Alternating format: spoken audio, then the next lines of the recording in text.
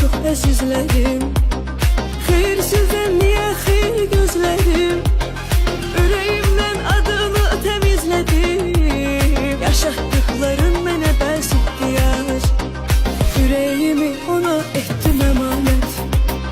Hanı eşdə qayda qanun ədalət? Sevgimizə yaraşmadı xəyanət. Gözləməzdim onu necə ihtiyar.